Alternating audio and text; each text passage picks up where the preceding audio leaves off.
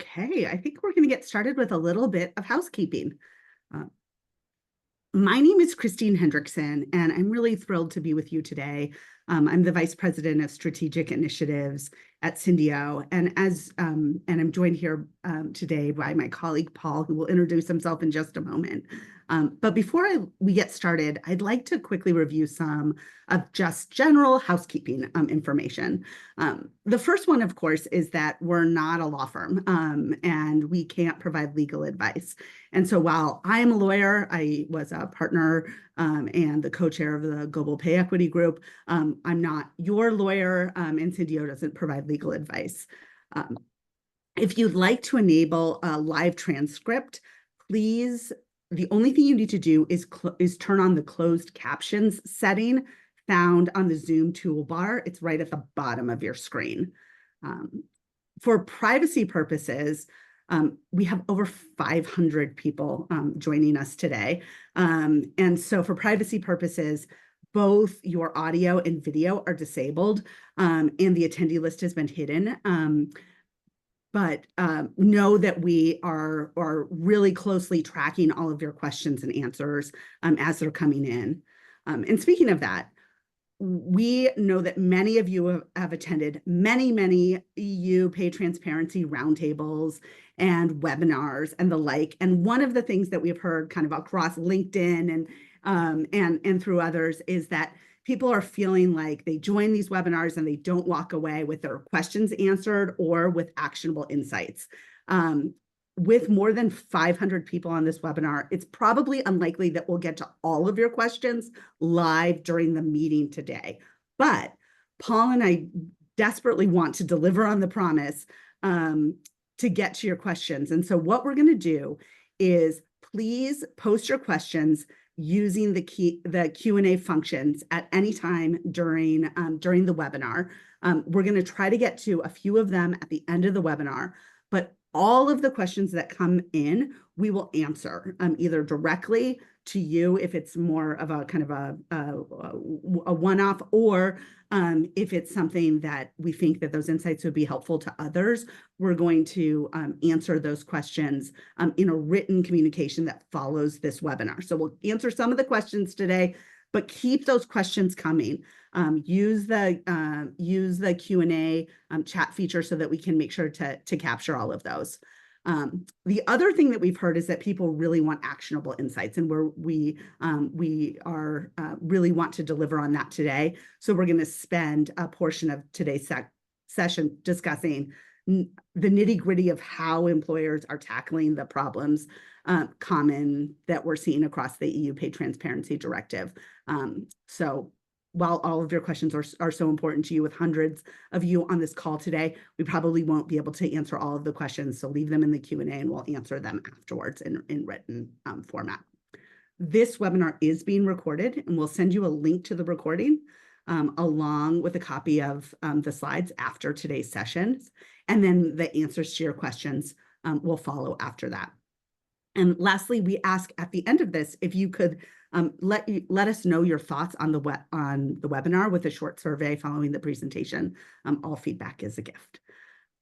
So I'm joined today by one of our leaders in Europe, and I wanted to introduce you to Paul. So Paul, can I turn this over to you to talk to tell everyone a little bit about yourself and your work here at Syndio? Yeah, absolutely. Thanks, Christine. My name's Paul Quinn. I'm really had a career really working in software and regulatory compliance across various regulatory challenges. At Syndio, I'm specializing in pay equity, pay transparency, pay reporting, global, regional, local compliance requirements. So working very closely with complex and global organizations, primarily in the total reward space.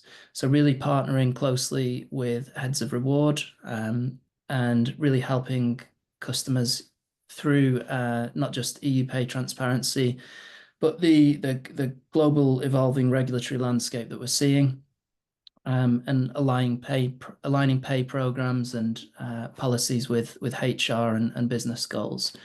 Thanks, Christine. And just to take us through to our agenda for the day then.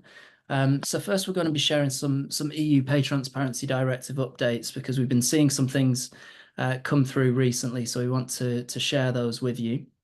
And we've run a number of roundtables across Europe, and so we want to also offer the learnings that we've had, some of the common themes that we've come across from these roundtables with you. Many of you here today might have been at some of those roundtables, so if you are, it's good to see you again.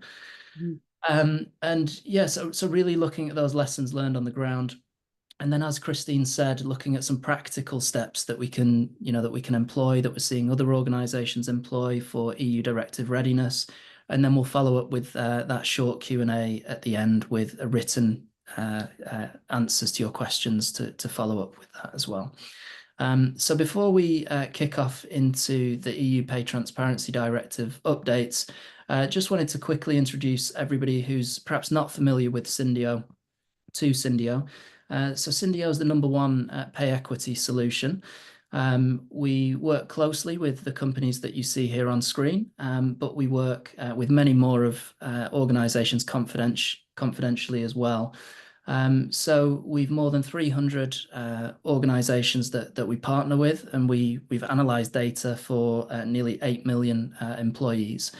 And I think what really differentiates Syndio in the market is both the mix of sophisticated technology solutions, but also expert advice as well that really spans legal best practices, custom statistical analysis, reporting, and communications as well. So if we move on to the next slide, Christine. Sure, absolutely. So the EU Pay Transparency Directive, the requirements can broadly fit into these 5 different buckets. We're having a greater focus on grouping employees, not only people that are doing the exact same work or similar work, but grouping across categories of workers that are performing work of equal value. And with that comes enhanced and stepped up enforcement and reparation. So while the requirement to analyze employees in categories of work are looking at work of equal value is not new across Europe, it was part of Article 157. So it's a long-standing requirement. What is new is the fact that it has teeth. We have uncapped damages and also penalties assessed at the member state level for folks who don't complete their pay gap reporting and the like. So we're seeing kind of enhanced enforcement and reparation all around this concept of looking at employees that are performing work of equal value across your organizations. With that also comes greater pay and career transparency. So for some that have been very, very transparent or somewhat transparent about their pay ranges, this may not be as big of a burden or hurdle. But for most employers in Europe, where pay ranges are still not broadly shared across the board, this is going to be a massive change where we're going to have to share pay ranges for jobs. We're going to have to no longer rely on things like prior pay to set starting salary. We're going to have gender neutral job titles. And kind of importantly, we're going to have to explain to our employees kind of how they move up in the organization and what are the factors that we use to set that criteria. What are the criteria that we use to set that? We also have this broad right to information. The right to information, I think, is really a sleeper part of the directive and such a critical piece of the directive, because what it says is, I'm an individual employee and I can go to my manager, or I can go to HR, or I can even go to my works council or trade union or worker representative and request through them. What am I paid? But also, what is the average pay of men in my role or in my category of work of equal value across the organization?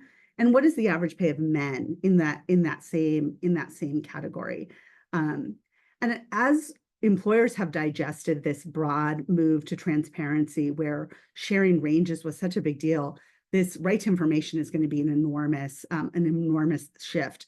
And that importantly applies to all employers. Most of these things, there's a small bit around the career transparency that may apply only with 50 or more, but mostly these obligations apply even if you have a single employee in the EU. And those obligations will go into effect at the date set by the member states. And so likely we're seeing that happening in 2026. The pay gap reporting requirements get a lot of press, but understandably so, because it comes with a major obligation. But those first reports apply just to employers that have 150 or more employees, unless the threshold is lower, as it will be undoubtedly in some member states. And that will be due unless the date is modified by any member state by the 7th of June of 2027. So when we talk about the pay gap reporting, it's really in two different buckets, as we show on the next slide. We're calculating the overall pay gap, so the overall mean and the overall median, and then breaking that out by component of pay, and then grouping employees by quartile. But the overall pay gap is really about a little bit about pay, but it's a lot about representation, because that overall pay gap is grouping your employees from your most senior person in the report to the most junior person, and calculating those means and medians across jobs and across group of work of equal value. The category of worker pay gap is really different.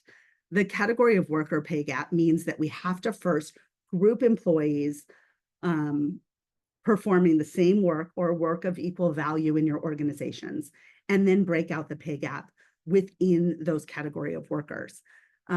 Fundamentally, that's a big deal, because as we show on the next slide, the overall pay gap is like we see on many of the pay reporting laws across the globe, that they're more like naming and shaming kind of laws, meaning that you could put out that you have a 12.7% gap, which is the average across Europe, year over year, and you may have to explain it to your employees. Why do we have this large pay gap? But there's not a requirement that you correct to them. The category of worker pay gap is different, though, of course. What it says is if we have a gap of greater than 5%, we have to either be able to explain the reason for that gap, or if we can't explain, we must remediate or go into a really detailed joint pay assessment with the Works Council or your trade union or other worker representative. So it's a fundamental shift in terms of how these are treated, both within the directive and more importantly, really frankly, how much action is required as a result of those. We're still in somewhat early days as we think of the directive. We have a draft directive in Sweden. We have a transposed directive, but only for a really, really tiny piece of Belgium. And then we have plans to transpose both in Germany and in Spain, with a little bit more detail in Germany.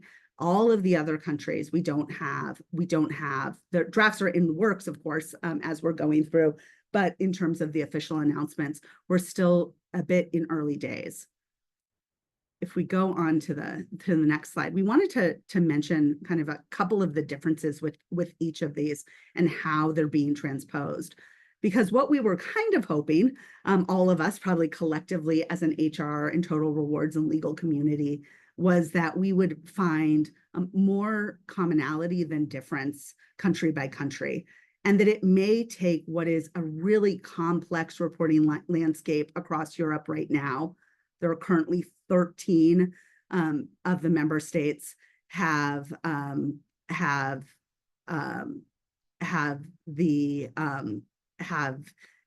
reporting requirements now, and we were hoping that there would maybe perhaps be more commonality, but you're exactly right. But what we're finding so far is that we're going to continue to have a lot of difference. So Sweden, for example, put out a draft, all 588 pages of it. And in Sweden, what they said is they're going to keep their current reporting requirements. So in Sweden right now, we have to analyze people that are doing equal work, like the exact same job. We have to do an equal value analysis, and then a hierarchical or diametrical analysis, focused on, and the last two focused on female dominated roles. And what Sweden said is, we're going to keep that existing obligation that applies. They say that that category of worker is that second analysis, that equal value analysis, but they're going to keep that. But they're going to add a requirement that we also are looking at the impact of return from leave in a couple of different ways. And all of that will apply at the current threshold. So all employers across Sweden are required to perform a pay analysis, and that has to be in a written format for those with 10 or more employees. And that threshold of 10 or more will stay in Sweden. Sweden also added the overall, do you remember how we had that kind of overall pay gap, overall mean, overall median, and then the category of worker pay gap? So that overall pay gap portion of it will also be added to the requirements in Sweden, but that will only apply to employers with 100 or more employees. And the directive says that those can be done at the same time, or they could be done at different times throughout the year. It's expected that many, though, of the other components of the EU Pay Transparency Directive are going to be fairly similar to what we see with the EU Pay Transparency Directive in shell or core, with no additional kind of gold plating of those requirements. And for example, the Swedish government said in the draft directive, assuming this stays as it is finalized, it's currently in the process of being vetted by 100 employers across Sweden and other interest groups. Assuming that happens and it keeps its current form, employers will not have to share pay ranges on the job posting themselves, but can share that at the time of negotiating of pay offers. But all of the requirements except the pay gap reporting will go into effect on the 1st of June, 2026. So as we said, the right to information, that kind of big sleeper issue, that will be in effect unlikely, assuming that it goes into effect on the 1st of June, 2026. For Belgium, we kind of put in this light green. I don't know exactly what the right color is for Belgium, because although there is a transposed directive, it was really small. So relative to the massive draft that came out of Sweden, the relevant portion of the modifications that came out of the FWB in Brussels only covered a page and a half, and really only like half a page for the most meaningful parts of it. And this only applied to about 7,000 employees, mostly public sector employees, that are subject to the jurisdiction of the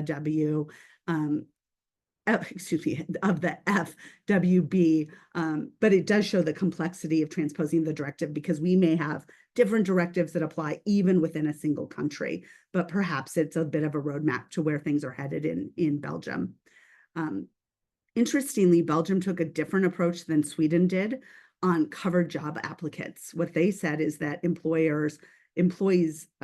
applicants must receive the pay range and relevant portions of the collective agreement as soon as job offers or job advertisements are published. So much sooner in the hiring process, necessitating even perhaps for many employers, just as a logical step, putting that on the actual job posting itself. So at a really different time than we're seeing in Sweden.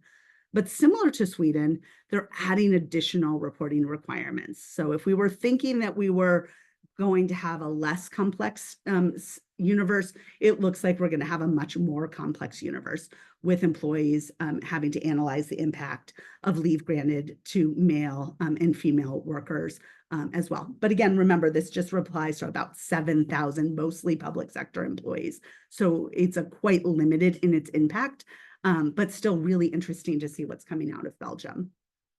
Out of Germany, it looks like Germany is leaning in towards continued flexibility. We don't have a draft directive out of Germany yet. This was just information that was shared by some of those that are leading in transposing the directive in Germany. But from those conversations, it looks that Germany is leaning towards continued flexibility in setting categories of workers with no required pay evaluation systems mandated by the government in Germany. It appears that Germany may lean into the right to information, but to what end, we'll all see. Paul and I and Nazish did roundtables, one in Frankfurt and one in Munich recently. And at that, kind of across the board, most of the German employers didn't feel a lot of pressure with the current requirements of right to information in Germany. So very curious to see how this will change with the directive. Only the good news is that if Germany transposes early, before June 2026, it appears that they are planning to stick with the reporting deadline of June 2027, so not moving forward that date.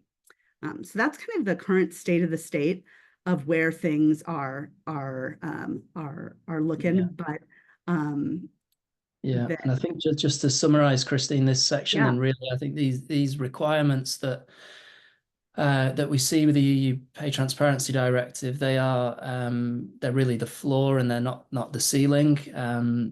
So member states, as we've just discussed, they can enact and go above and beyond and layer on these additional requirements when they transpose this. So we should be on the lookout for lowered pay gap reporting thresholds in at least some of the member states compared to what the EU Pay Transparency Directive is saying. So, while we're still waiting to see the pattern of what each individual member state requires, what we do know, obviously, is we know the baseline that we need to work with and begin getting our arms around. So really wanted to introduce the next section of the presentation, which is recapping really on the series of amazing roundtables that we had across Europe. So you can see we went to some of these locations twice here, and just having a look at that by the numbers, we can see that we carried out 12 of these roundtables. Met with 198 total rewards, HR and legal leaders. 124 companies were represented, and over 16 countries were represented at these roundtables. So it was fantastic to meet everybody. And the thinking behind this was really to be able for peers to get together and share strategies, share challenges. To some degree, it was a bit of therapy for some people coming, knowing that others were going through the same things as they were.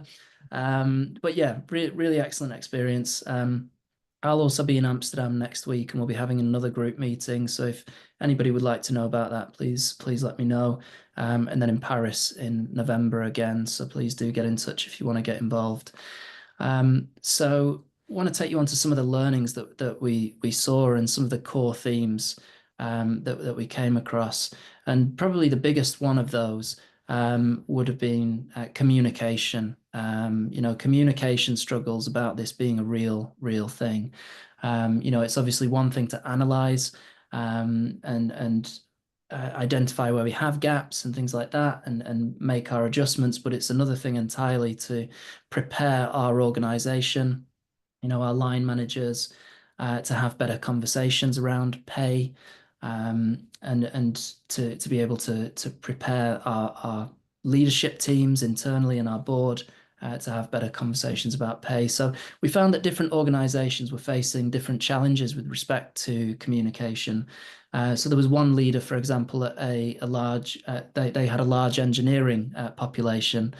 So they were saying that, we have a very strong internal force, which is our employees. And those employees are almost like calculators with their engineering backgrounds when it comes to, understanding the pay and the pay gaps. So for that organization, there's obviously that real need to go deeply into the weeds. But then other organizations, they were saying that they need to keep things dead simple. And they don't plan to go too far into the maths or the methods behind things. So that group was very focused on building a communication plan and a process plan to ensure that everything is accomplished. So we had some great ideas shared. One leader said that we need to treat this project as a journey, starting off first of all with empowering managers to discuss pay generally, before then digging into what policies actually impact pay, and what do not. And the details of the pay equity analysis. So have those general conversations around pay before getting into the policies and the impact of those. So It was so interesting that like in 10 of the 12 roundtables, communication struggles were like the number one thing yeah. that folks were talking about. And how to communicate was so core to the work that is needed. That was really kind of a universal, not nearly universal theme, not every roundtable, but most of them. Yeah, and another leader, I think they put it that, if educated well, then managers can actually be the hero of Heroes, these yeah. situations as well. I think that's a great way to think about it. So, we know that not all managers have the same level of skill in communicating about pay. Some were reporting, that some managers don't understand their own pay, which then makes it hard for them to communicate to their employees about how they're paid. Um, so I'm sure a lot of you will relate to the themes we heard here as well. So, with this need for pay explainability and the impacts of discretion, many companies are focused on building a communication plan and a process plan to ensure that everything's accomplished. But the good news is that, a lot of organizations have already started to build that muscle. We've had pay transparency laws that swept across the US, and we've got the reporting laws in Europe now. And so there are some organizations who've already been stretching this muscle as well. Another really big challenge that we had from our groups was about gathering the data as well. Big looming question. For example, how do we value benefits and gather the necessary data for that is another topic entirely. So, gathering necessary data for reporting is a major challenge in itself, as the data is typically coming from a maze of HRIS and payroll systems, organizations having, 30 payroll systems in one country in some cases, organizations with fewer than 5,000 employees having, over 25 payroll systems, bigger organizations having over 270 payroll systems who attended. So, in particular, I think many leaders expressed the concern about putting a numerical value to benefit elements that have not been traditionally having a number assigned to those. But one idea with that about benefits was to really unpack the total compensation gap figure by isolating what components had discretion, like base pay and bonus, and which things were offered universally or universally within a level and grade, like some benefits, and to analyze pay in that way. But overall, there was a lot of concern about putting that numerical value to benefit elements that not traditionally have had a number assigned to them. So, Christine, perhaps you could tell us more on the next slide about how pay is actually defined in the EU directive, because I think we've had some questions come up in the chat about this as well. Yeah, absolutely. Yeah, we wanted to make sure to provide, to kind of double click into this. The definition of pay within the directive is quite broad. it extends far beyond just base pay, but includes kind of all elements of remuneration. And it's going to likely be different jurisdiction to jurisdiction, country to country, because it says that it must include all elements of remuneration in under law, required by collective agreements, or practice in each individual member state. The directive is also really clear that it applies not just to base pay, but also to complementary or variable components of pay. And that is defined quite broadly in the directive. The directive provides examples. It's not terribly detailed in terms of individual pay components. And frankly, nor was the Swedish directive, and certainly not what we're coming out of Belgium yet. But deferred that to later to later regulations that would come out closer to the directive. But it was clear through through what we've seen from Sweden, and certainly in the directive itself, that it's going to apply to things like bonuses and overtime, but also things like travel facilities and housing and food allowances, even things like payment for attending a training, and pensions. Pensions can be a big deal because in Europe, there's over a 29% pension gap between men and women.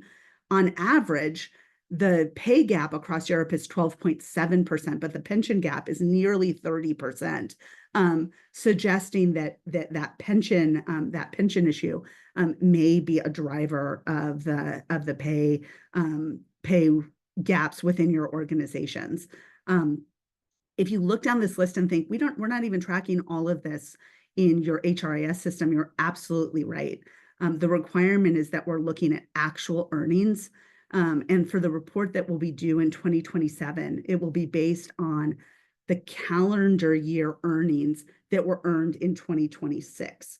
So calendar year 2026 earnings reported out 6 months later, by the 7th of June 2027. So calendar year 2026 earnings, and then reported out 6 months later.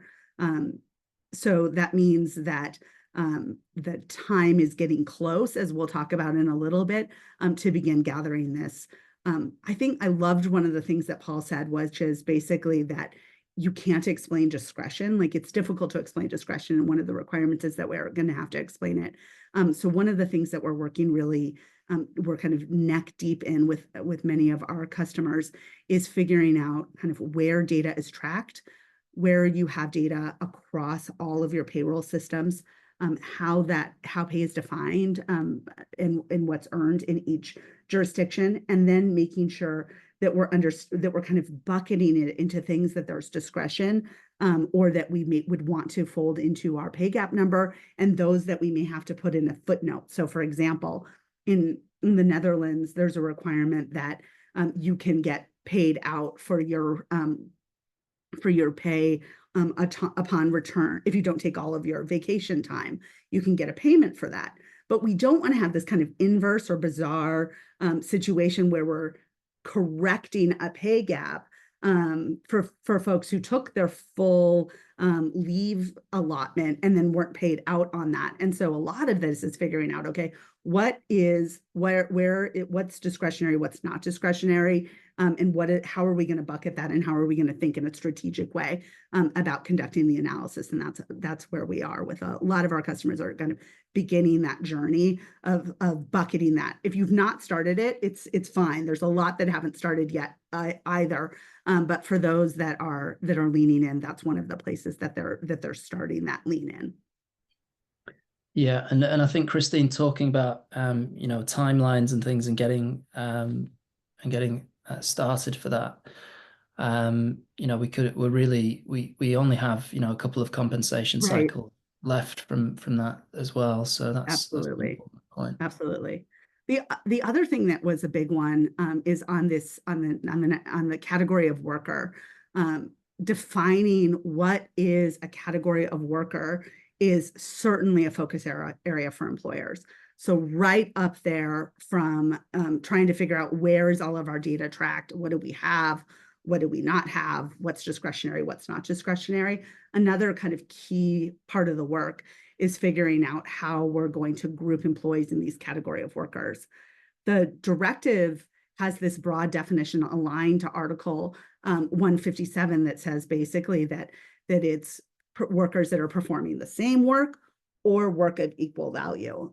What we're finding is that, at least from Sweden, Belgium doesn't get into it as much, is that it's really more around the work of equal value. And that was because the EU Pay Transparency Directive is really laser focused on not only exploring gaps between workers that are doing the exact same job, but workers that may be in different functions across, but performing work of equal value.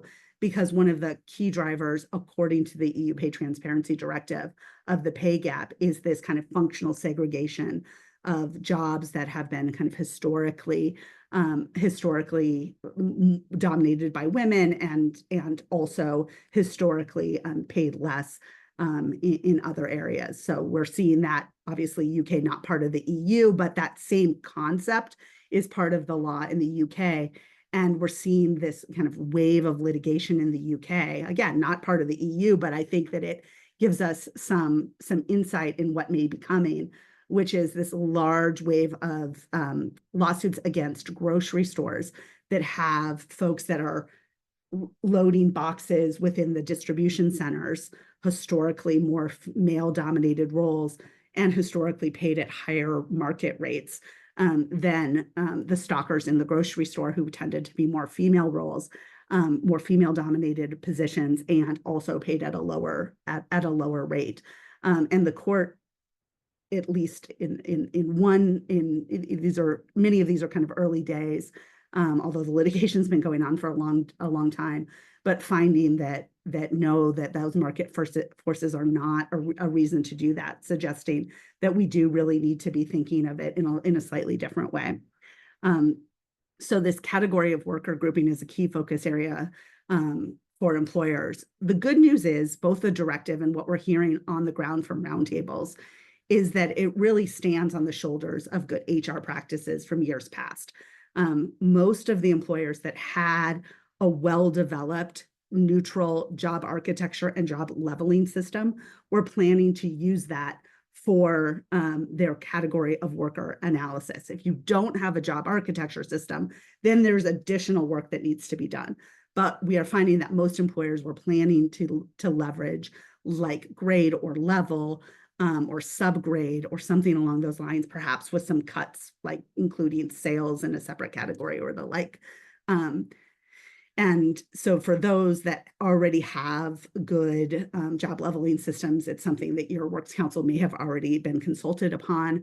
And so as one of the attendees says, that job mapping and ensuring pay is a critical task, but it's not new. And I think that that's exactly right. So the good news is, while it's going to require a change, it's not going to require potentially not going to require that we're going to be doing something like a Canadian style, adding point values to individual jobs if you have a well-developed system. Now that may change. It may be that as the directive continues to evolve, we're going to have something that is more point driven. But right now, what we're hearing is less around that, more around discretion to employers and Works Council and trade unions and other worker representatives coming to alignment on what those categories of workers should be. And then the last area that we talked about, heard a lot about, is that compliance requires cross-functional action, and this action needs to start soon. We heard things like it's daunting or exhausting or tiring, that were words that folks said that they needed when they were thinking about the EU Pay Transparency Directive. And Paul's totally right. We heard this feels like group therapy from more than one of our roundtables. But we also heard some really fascinating and strategic thinking around this. Employers were, at the Paris Roundtable, one of the attendees said that they've moved from pay reporting being a compliance exercise to a strategic exercise on their total rewards team, and that it's broader than that. It's a broad human human resources wide strategic mandate. They need to move away from rethinking how they're handling compliance reporting, moving towards a more centralized model, removing it from local HR managers to something that's more organized and sustainable, especially as the CSRD also looms and need to have coordination between all of this kind of reporting. So while it was a big mountain to climb, we were hearing a lot of the need to pick up the pace. And I think that that's especially for US, if you're a US based employer, you may not be feeling the urgency that your European colleagues are feeling on the ground yet, but just know they are really, really feeling it in Europe, across Europe. We heard it time and time again. It's a big mountain to climb, and there's a lot of pressure to continue to pick up the pace. Why the urgency, Paul, do you think, if we go to the next slide? Yeah. I mean, we're certainly seeing a Yeah. lot more organizations really acting on this as well now, and really some more advanced obviously than others. Some have been acting on this for a while now, but really the best time to start all of this really was, yesterday. As we have less than 1 to 2 compensation cycles before some of the requirements are kicking in. So it's a lot of organizations beginning to think about, how can we analyze and identify where we've gaps greater than 5%? How can we explain those? If we can't explain those, what's it going to look like if we need to make pay adjustments for this? And how can we think about strategically allocating our adjustment budget so that we don't have to swallow this all in at one time, but we can be more strategic about how we look to make our adjustments over time. So yeah, and one thing we've seen a lot of is this June 2027 date, obviously with the reporting requirements. But as Christine mentioned, that June 2026 date is crucial, with the employees being able to have the right to request information about their pay relative to others, and on gender, and we need to notify employees as well that they have that right to request. So we see these equal pay claims going on, and this is just more likely to add more of a spotlight to these sorts of things as well, despite this all being really we really want to be doing the right thing and paying for objective reasons, of course. So if we move on to the next slide, we just want to leave you with some practical steps here as well.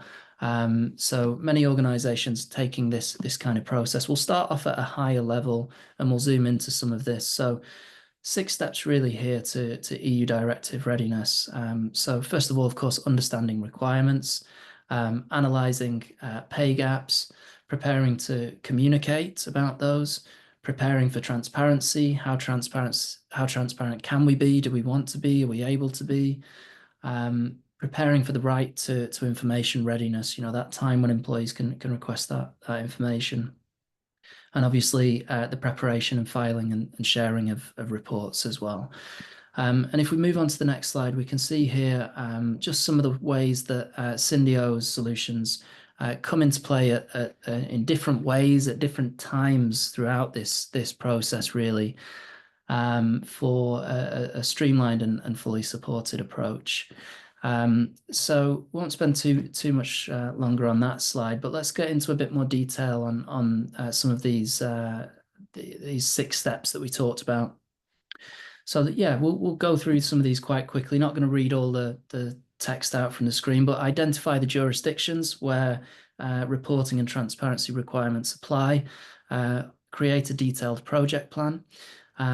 Really as well, a need to have a global pay report work back calendar, so that we know about our submissions, what's due when, what's the summary requirements of those, what's the details, and have that and be on top of that. And then really kicking off strategy sessions, establishing our core team, who is that, and then kicking off those sessions with an overview and action planning. And then that takes us on to the second step, which would be to analyze where we have pay gaps, Christine. Yeah, so analyzing the pay gaps, although it seems like starting with the end in mind, it really is. So the kind of end goal is that we're going to have to, by June 2027, share share out pay gaps. The overall pay gap will be reported in a public way. The category of worker pay gaps will need to be shared with your works councils and with employees. But you have to really begin now, because it's right now is the time to like test and iterate. Like, what data do we have?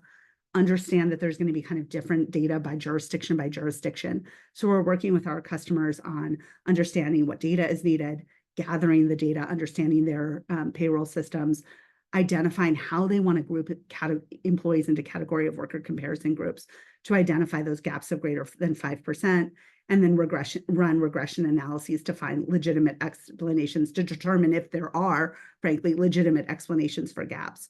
And then make a detailed plan to close those gaps, because it's going to take some time to get there. If the overall pay gap is 12.7%, it's likely lower when we look at category of workers, but for most employers, there's going to be work that is needed to close those gaps. And the work may be different from the way that you were performing kind of a global lens focused pay equity analysis. So on the next slide, we wanted to provide some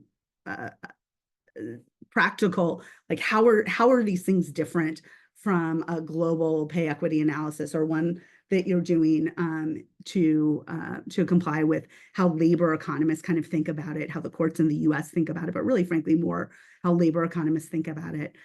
Often you're looking at it on a global pay equity analysis by country or by country grouping. The EU Pay Transparency Directive will likely be by country and legal entity. That would be consistent with how most of the reporting laws, though not universally the case, are the case right now in Europe, and we expect that to be the same. So it's where you're to whom you're employed by. And so for most employers, they're looking at it first by country and legal entity, may also be doing some roll-ups to look at that as well. The groupings are not by function or functioning grade, but are really going to have to be different with this lens and eye on the category of worker pay gap. And that was really clear in the Swedish directive, where they indicated that the work of equal value is the category of worker pay gap. And so that is workers that are performing the same work or work of equal value grouped in a non-arbitrary manner. What we were hearing as we talked about during the roundtables is that most employers that had a well-developed job architecture, they were going to use grade or level or subgrade, something along those lines, maybe with some split outs as those groupings. Of course, if there's a collective agreement for a group of your employees, you may use the collective agreement. The directive indicates that member states are to provide more guidance on this. So far, we've seen a lot of kind of deferring to the interactions between you and your works council or trade union or other worker representative to align on what those are going to be. But kind of broadly and consistently, we're hearing that people were going to first rely on their job leveling. Pay is also going to be different. It's not going to be looking at just those kind of annualized base pay and targets or building in the other components, but looking at calendar year actual earnings, payroll data with this very broad definition of pay, which includes all of those things that we previously discussed, like allowances and benefits. We're also going to have different thresholds. So where labor economists look at this, they're often looking at statistically significant, and social scientists, they're looking at statistically significant gaps. And the gap size matters to whether or not something is statistically significant, but so too does the group size and how much variation in pay there is. In many ways, the EU is taking a more simplified view of this and only identifying gaps of greater than 5%. At Syndio, we looked at across the board and found out how often are we having gaps of greater than 5% that didn't flag as statistically significant, or vice versa. And we found that almost 50%, there was an almost 50% difference between those two. We're going to have some more from our team of data scientists coming out on that, but it's really interesting. The controls will still be neutral and job related, kind of a big looming question is whether or not we're going to be able to use market forces, like can we control for function? I think that question still looms, has not been answered by any of the member states so far. But we're targeting adjustments to get below to get below 5% rather than below statistically significant, although you may want to look at both of those things in concert and together. So we wanted to provide that as a takeaway, and we'll send this out with the deck. Yeah, that was really helpful. Thanks, Christine. I think to go into the detail of the analysis and how that differs. So really as well, the next step for this really is about preparing to communicate. So having a separately scoped communication plan that's really developed for your broader pay transparency strategy should obviously include a timeline, summary of your key messages, milestones, stakeholders, as you would have determined earlier in your strategy sessions, include model talking points and communications for discussions with managers, the board, public-facing communications, works councils. These are all the aspects to be considered within the communications plan. And then step 4 that we have here is then preparing for transparency and right to information readiness. So, identifying employees whose salaries are far from their predicted pay based on how similar employees are paid, and identify patterns within those by looking at compensation consistency, and really understanding each jurisdiction's requirements and due dates for the right to information, preparing right to information response templates, thinking about that ahead of time, and a communications plan and a process behind right to information. And then, of course, finally, sharing the right to information with employees upon request. And if we move on to the next slide, finally, this is, we're thinking about filing and sharing the reports. So, again, understanding that data that's required by jurisdiction, going through data validation process, calculating those key required metrics, determining where you have that legitimate explanation for gaps greater than 5% when looking at category of worker, providing narrative templates as well to complete the report. Some jurisdictions allow a narrative, some don't. Review and draft and provide HR and legal approval. Obviously, language localization, and really then sharing and publicizing the report as required. And obviously, what you don't want to happen is to go into a joint pay assessment. But obviously, if that is triggered, then you might need to then assist with that joint pay assessment where you have unexplained and uncorrected gaps that are greater than 5%. So that's really an outline to 6 steps really for practical steps that we wanted to share, and talk more practically rather than in a conceptual level. And just as a leave behind we have here, just before we wrap things out, you can wrap things up, you can check out our free online global pay reporting calculator as a great step, which will enable you to easily see which countries you need to report in, and then get more details about deadlines and submission requirements. And we'll also send you the link when we email you the webinar recording and slide deck, and that'll be sent within several days. Well, we've got some great questions that I was going to try to hit. We had several questions about the CSRD and how does that fit in? Do you think that we could go back to that slide that had the kind of global pay equity? I think it's a great idea to put that in as like a CSRD. Lauren, if we could go back just to that, back to the slide that that had the kind of 6, yeah, one more back, I think. Here we go. And it was such a great question because the CSRD is yet another way that it's different than either of these approaches, showing the level of complexity. So the CSRD, unlike either kind of the way that employers and labor economists and statisticians approach looking at pay equity, or the way that the EU Pay Transparency Directive will look at at reporting, the CSRD is going to look at your organization at a global level. So there won't be, the workspaces would be something that's like much larger, all of your organizations. We don't do the kind of cut out by groupings, either functionally or by categories of workers performing work of equal value, but it's that rolled up. The definition of pay is a little bit nuanced and detailed, so we can provide more details on that. But we're looking at those kind of raw gaps. So we're not looking at statistically significant gaps. We're not looking at gaps of greater than 5%.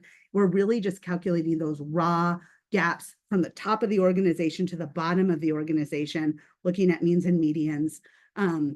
Again, there's a materiality threshold under the CSRD, so every employer is going to approach it a little bit differently. And you don't have that same kind of control or budgeting requirement with the CSRD. So that was a really great question. So thanks for that, because you're exactly right. That landscape is complicated, not just because of what's on looming, but from what's coming even sooner in 2025 with the CSRD. We had a lot of questions around kind of how do we group work of equal value. It's something that we're going to be talking about a lot more in the future. So looking forward to that. And I think that we answered a lot of those questions. Another question around equity, and there was a really great question and answer in the chat that I just wanted to make sure that everyone saw, which is equity included? And the EU Pay Transparency Directive does take this really broad definition of pay, but as Jennifer, who is an attorney at Linklaters, put in the chat, such a smart point, which is that it's pay paid by the employer. So if equity is paid by a parent company, then there may be an argument to exclude it. So Jennifer, thanks so much for making that point, because that was a really important one. That's a lot of the work that we're doing with employers, is like figuring out kind of not only just where pay is tracked, but who it's paid by and whether or not there's discretion. Anything else, Paul or Nance, Nance, feel free to come and join us if there's any of these that you think that we should also answer from a total rewards perspective. Hey Nance, anything else that Nancy Romanishin? I know, I've been behind the scenes. Also sits on the strategy team. So thanks so much for answering questions, Nance, as we've been going around. Anything else that jumped out to you from the questions as you were reviewing them? I think there were some really good questions about structuring teams and how folks were. Yeah. So I think it's so many of the questions are really specific, as you both have seen. We all kind of go down to the rabbit hole. So one, I would just say, everybody, we're going to do our best to respond to everybody and get information back to you for sure on those specifics as best as we can. One of the things I just want to remind everybody, one is, the directive's still being transposed. So there are still these unknowns. There's still a question, and I know, Christine, you're really great when we talk about this, a question of what will be outlined and what will not be outlined. So I think we have to prepare for things not every answer to be given by legislation. And so especially before we need to act. I know we've talked about that. Nancy and I talk about this all of the time. I'm so lucky to sit on the strategy team with Nancy. Nancy has decades of total rewards experience. And Nance, one of the things I think that you and I often talk about is like, there's the law, but then there's also like the communication strategy, and a lot of this is really fundamental. It's not, as you remind me all of the time, like, this is not new news for total rewards leaders. They've been doing this work for a really long time. It just kind of changes the way that they're focusing on it. So yeah, exactly. Well, thank you all, so many of you, for joining. We want to be respectful of time, but we will be answering your questions.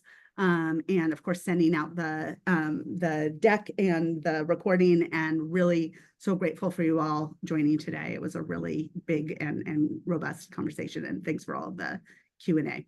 Yeah, and I'll just add as well, if anybody would like the action plan or anything, a specific action plan information, we're going to be able to send that to you as well. Perfect.